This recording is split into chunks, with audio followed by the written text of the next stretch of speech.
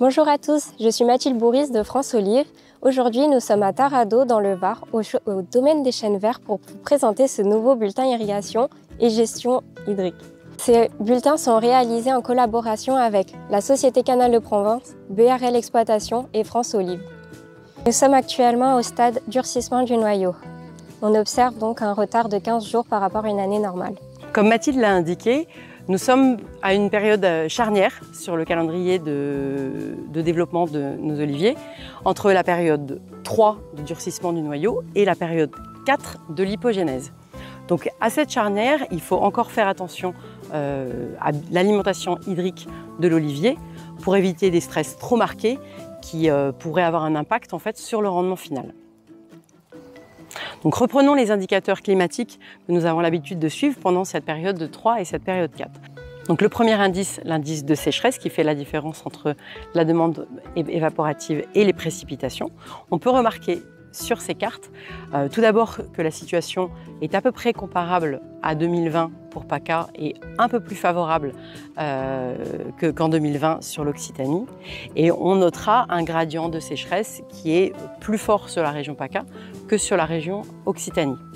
Évidemment, il y a quelques nuances et je vous invite à lire notre bulletin papier de chacune de ces régions pour vous situer sur ces cartes. Le deuxième indice, vous vous souvenez, c'est le déficit en vapeur d'eau, c'est-à-dire l'aridité de l'air, l'effet four de l'atmosphère.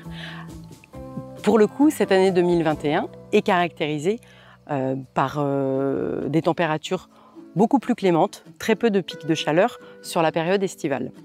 Donc cette fraîcheur qui persiste conduit au retard dont parlait Mathilde, d'une quinzaine de jours, mais a un effet très positif, c'est qu'il n'y a pas eu de stress thermique important sur les plantations. Et donc, si l'alimentation hydrique est suffisante grâce à l'irrigation, on a une récolte qui s'annonce prometteuse.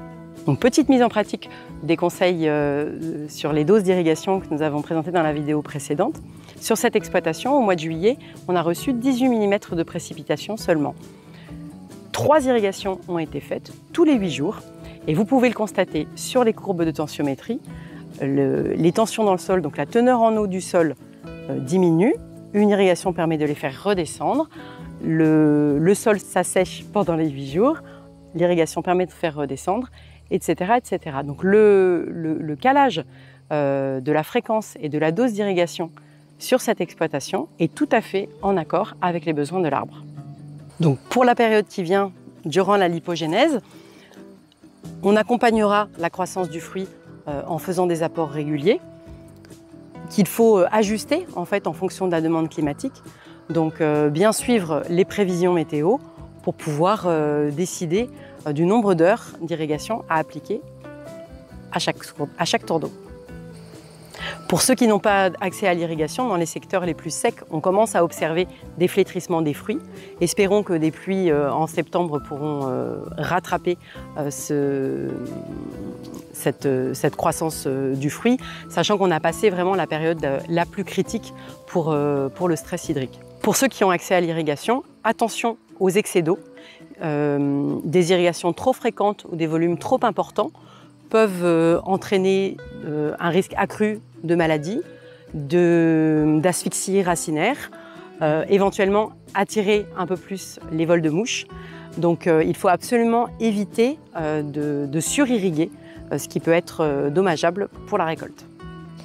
Vous pourrez retrouver ces bulletins vidéo sur les sites internet de France Olive, SCP et BRL Exploitation, ainsi que des bulletins papier qui sont parus plus régulièrement et qui donnent plus de précision. Bel été à tous et à bientôt!